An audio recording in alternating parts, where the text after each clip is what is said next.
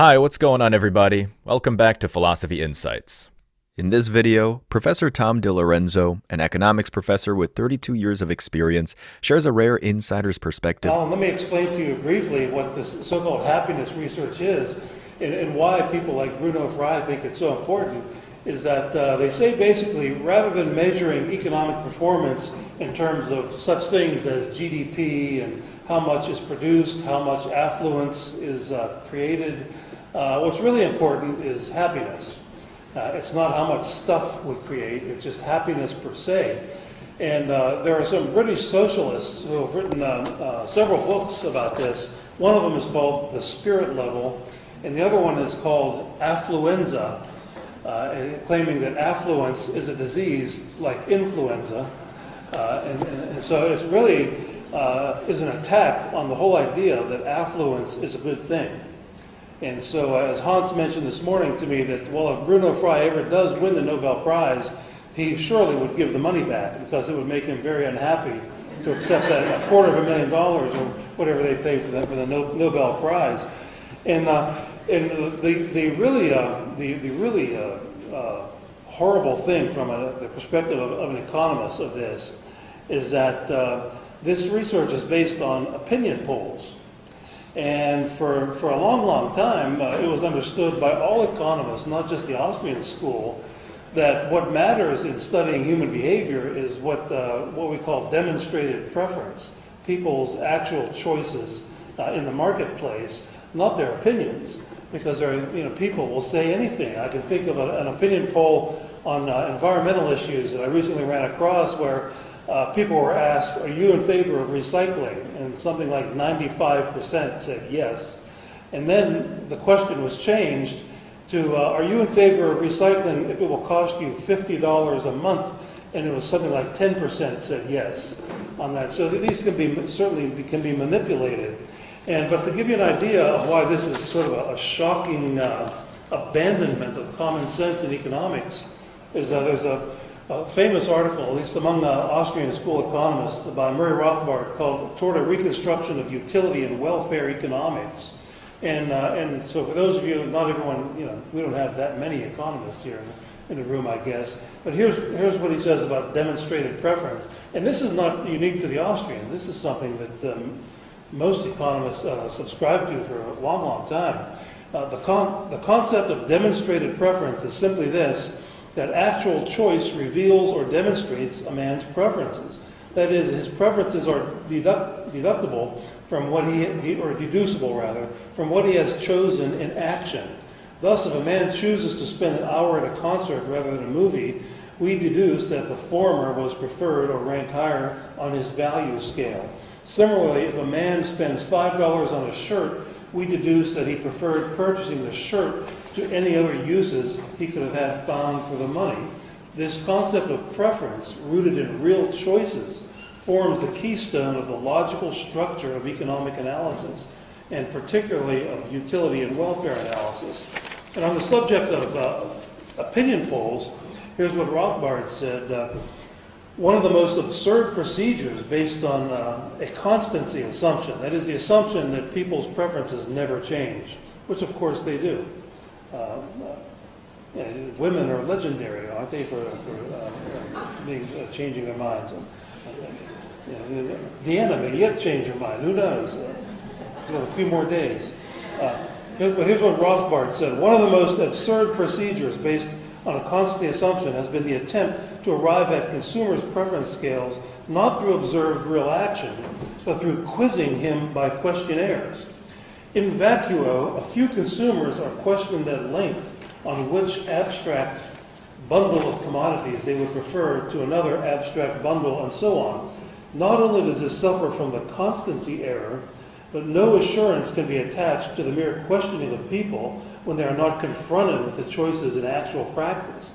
Not only will a person's valuation differ when talking about them from when he is actually choosing, but there is also no guarantee that he is telling the truth. And so the people who are doing this so-called happiness research just ignore this. The whole economics profession, for the most part, accepted this for generations, and all of a sudden there are these economists who said, well, what people say in a questionnaire is acceptable. They give no reason for this. I searched a lot of the literature. I couldn't find any explanation given for why all of a sudden they think this is legitimate to do this. They just do it because it has provided a gold mine for economists looking for ways to pad their resumes. Because no longer do they have to go and do the hard work of finding data with which they can use to test their hypotheses or their theories. They just make it up. They just send out questionnaires, and that's their data. So they fabricate their own data now related to so-called happiness. And another thing that they do with this is they assume that utility, in the language of economics, is cardinal after all. That is, if you ever take a Principles of Economics course, the word utility is basically used as a synonym for satisfaction, human satisfaction. And it's been understood for a long time that utility is subjective. It's in the eye of the decision maker. There's no way of putting an objective value on how many utils of satisfaction you get from consuming a cappuccino or a glass of red wine or something like that. It's subjective. The happiness researchers say, nah, forget that. It's objective after all, because we will send out questionnaires and ask people how they rank that cup of cappuccino on a scale of 1 to 6, and we will get a number. We'll get a 3 or a 4 or 5, and that'll be our measurement of utils, how many utils they get, based on their opinions, not based on their actual choices.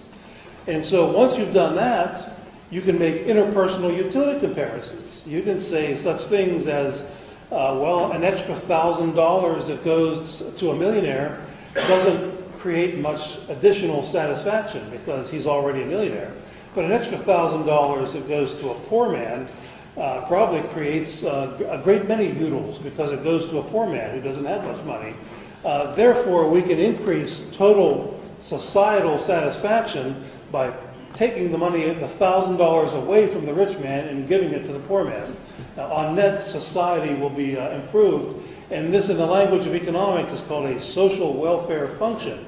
It's one of the things that was debunked by beginning with the marginal revolution in the 19th century and on into the 20th century with the improved analysis of what is called welfare economics. And so the so-called happiness researchers have pretty much abandoned really the heart of the study of decision-making in economics in order to base their work on questionnaires, which are very questionable indeed. And so I have here a summary article of this by Bruno Frey and Alois Stutzer in the Journal of Economic Literature. This is published by the American Economic Association, and so it's a very prominent publication, and it's called What Can Economists Learn from Happiness Research? In this Journal of Economic Literature, all the articles are big, long surveys of the state of the art in a particular subdiscipline or area of research. And so if you want to know what this is about, this is the article to start with right here. It's in the June '02 issue of the Journal of Economic Literature. And so to describe what is going on here in this happiness research, I'll tell you what it says, what Bruno Frey and his co-author say here. One of the things that, as I said, they simply assume that utility is cardinal after all by virtue of having conducted opinion surveys, which is a very, very dubious thing. And Bruno Frey, in writing this article, he's just celebrating this. He's very cheerful about the whole thing. And so maybe he does think he's going to get the Nobel Prize for this.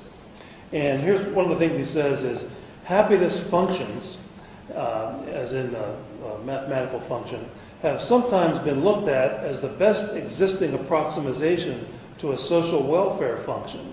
It seems that at long last, the so far empirically empty social welfare maximization is given a new lease on life. So like I said, they're sending out these opinion surveys, and they're claiming that they can use the surveys to instruct the government on how to maximize societal welfare. And I did a little web search of this in preparing this lecture, and one article I found said that the government of Brazil is amending its constitution. I don't know if it's done it yet already, to mandate that the government must maximize happiness of the people. And so We already have that in the U.S. Constitution. It has been so perverted and misinterpreted over the years that the government thinks the Constitution gives it a rubber stamp to do just about anything. But this would be, I assume, the Brazilian version of that. If the government gives itself a mandate to create happiness, well, who's to define what happiness is? Well, of course, the government will define what happiness is. And so this will be a rubber stamp to do anything there. Also, another big claim in this literature is that it claims that income has increased dramatically since World War II, but happiness has not. So the wealthier, on average, people of the world have gotten, the more unhappy they become. And this doesn't seem to make a lot of sense to me. It says if you work hard, you save your money, and you succeed, you're an entrepreneur, you create new products, you have employees who work for you, you're thriving, it makes you unhappy, therefore you do more of it. You go to work every day, you keep it up. And so, but that's the logic of what they're saying here. And this is a claim that's made in the paper. Interpersonal utility comparisons are resurrected, like they say. Here's another quote from the article. Wealthier people impose a negative external effect on poorer people, but not vice versa. That is, hardworking, industrious, entrepreneurial people who are successful financially impose a negative externality, a negative cost on poorer people because the poorer people are envious of their success. But on the other hand, the welfare parasites of the world do not impose any kind of cost on the people who pay for their welfare. There's no cost at all of that. That's what this says. It's black is white, night is dark, night is morning, up is down. That's what modern economics is doing. Another conclusion of this research is that raising everybody's income does not increase everyone's happiness. However, improving one's income in comparison to others does. So reducing material inequality increases overall happiness somehow. Socialism, in other words, as Friedrich Hayek says in one of the later editions of The Road to Serfdom, socialism began as nationalization of the means of production, but by the time you get to the 1930s and 40s, it had essentially become to mean the redistribution of income through the institutions of the welfare state and the progressive income tax. And so, but the objective was always the same. It was always egalitarianism. It was always redistribution, whether the vehicle was nationalization or welfare statism. And so that's what this so-called happiness research is saying, is that socialism is what makes us happy. And the logical conclusion of all this is that the people who lived in the Soviet Union must have been the happiest people in the world, because that was the whole ideological basis, wasn't it, Yuri, of socialism in the Soviet Union. Another conclusion from this article is that the production of luxury goods, such as expensive watches or yachts, is a waste of productive resources because overall happiness is reduced since such objects create so much envy. And so therefore, we should not allow this to happen.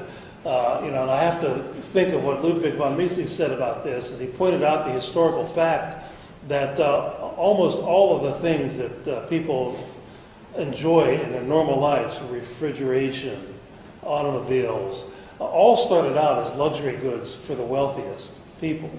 But the entrepreneurs always figured out that you can't become really, really rich unless you figure out how to sell the thing cheap enough so that the masses can buy it. That's how to make the big money. That's how Henry Ford and John D. Rockefeller and Bill Gates made the big money, is selling it to the masses as cheaply as possible. And so this kind of a statement by an economist totally ignores that. They also resurrect Keynesianism in addition to socialism with this. Here's another statement from the Bruno Frey article. If unemployment rises by 5 percentage points, the inflation rate must decrease by 8.5 percentage points to keep the population equally happy. And so they look at happiness trade-offs between inflation and unemployment as a way of sort of a backdoor sneaking in the long discredited Phillips curve into economics. Another conclusion from this article in the Journal of Economic Literature: welfare payments should be increased to compensate for larger families so as to maintain the subjective well-being of the families. There's no discussion at all in this article of the economic side effects of the welfare state. There's no discussion of destruction of the work ethic, destruction of the family. All the gigantic literature on the ill effects of welfare statism are just totally ignored. They just say greater material equality is a good thing, period. And how unscholarly is that? How scholarly is it to ignore 50 years of research in your field of economics on the effects of the welfare state? As Professor DiLorenzo's experience shows, the challenges facing universities today are not accidental. They're a result of decades of shifting priorities and growing bureaucracy. For more discussions like this, subscribe and hit the bell.